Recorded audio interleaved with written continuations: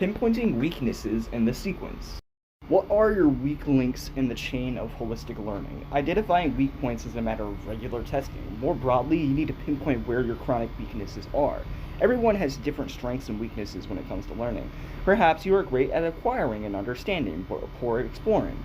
Or perhaps you can connect ideas easily but make too many false connections.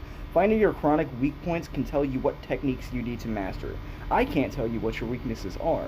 There are no concrete rules. But here are a few guidelines you can use to see what you might need to work on. If your weakness is poor acquisition tends to manifest in one of two ways. Reading or listening takes a long time, and you need to reread textbooks, notes to get all the basic information. Some common problems that could result in poor acquiring are: you have bad study reading habits. If you're constantly reading when distracted or don't follow reading techniques I describe in part 2 of this book, you're going to take much longer to read or require multiple reads of the same material. You have bad note-taking habits. This can be through taking too many notes or taking too few. Too many notes prevents you from thinking while the professor talks. Too few, poor quality notes might prevent recapturing information not properly understood the first time. You don't understand the basic terminology or the English language. If English isn't your first language or whatever language you're studying in, you will make errors in interpretation. If you lack the basic terminology of your field, you may get confused. The solution to poor acquisition is to improve your study, reading, and note-taking habits. I have suggestions in part 2 of how to do this. Acquiring isn't the most important phase of learning, so I wouldn't worry if you're not perfect. Understanding. Poor understanding tends to be shown when you're reading but have no idea what the author is talking about. Your notes, which are perfectly legible, don't make any sense to you. Getting to the surface understanding can't be done through magic. My suggestion, if this is your stumbling block, is to seek as many well-written explanations as possible.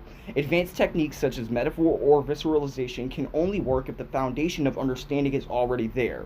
Even if you feel you can't understand your subjects, I found that this is rarely the main problem. Usually most people can understand the basics of an idea. It is the cross-application and linking required to remember ideas that most people stumble on. When you don't understand, slow down and ask for different explanations. Often I'm struck by a new idea for a while before I can fully understand it. The power I've made is being able to take the understanding once formed and rapidly grow that idea so I can use it easily. Exploration. Poor exploration is shown by inflexibility. It happens when you get the gist of an idea but can't relate to other things you've learned. If you are asked to use the idea to solve a non-routine problem, you're screwed. People who can do math problems but can't do word problems using the same techniques usually have a weakness in exploring. They understand how they've been taught to use the formula and the steps to solve the problem but can't apply it in a different setting. Not being able to apply ideas to different problems is a weakness in the explore phase, not the apply phase. I'll make distinction clearer by using an example. Suppose Johnny is in a basic statistics course. He understands the basics of the formulas and remembers the examples his professor gave when solving mathematical problems. Now Johnny is given a problem on the test which requires him to use the formula in a slightly different way than he was taught. He can't do it. The problem is in exploration. However, if Johnny breezed through the test, chances are his exploration is strong. But let's say he is later confronted with a problem with a statistics problem in his life. Will he make use of the principles he learned during the course and apply them, or will they not be able to make the jump from classroom to real life? If he can't, that's a problem in application. Poor debugging is shown by inaccurate connections. I find this is less common in the classroom and more common in the outside world. In classes, most people do too little exploration. As a result, there is little that needs debugging, if anything. In the outside world, superstitions aren't just the domain of religion and rituals.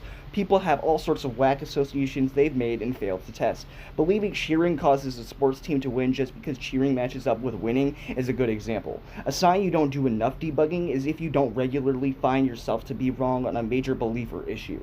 If you think you are correct, chances are you aren't doing enough critical examination of the connections you make.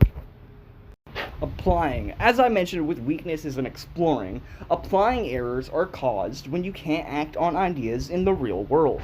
Having brilliant theories is useless if you can't use them anywhere. Schools, in my opinion, fail to look at this critical aspect of learning. People who have book smarts but lack common sense are people who usually fail at applying. Solving this phrase is less technique and more practice. Get out there, run controlled experiments, and give your ideas a test. Identifying your weak points. Shouldn't you focus on your strengths and ignore your weaknesses? Normally, I'd agree with you, but this is an area where each step is crucial and can't be outsourced. If you're running a business, being the best programmer in the world isn't necessary if you can hire a programmer. As a learner, however, you can't hire someone to explore or apply ideas. You only have one brain, so you need to focus on fixing weak points in the sequence.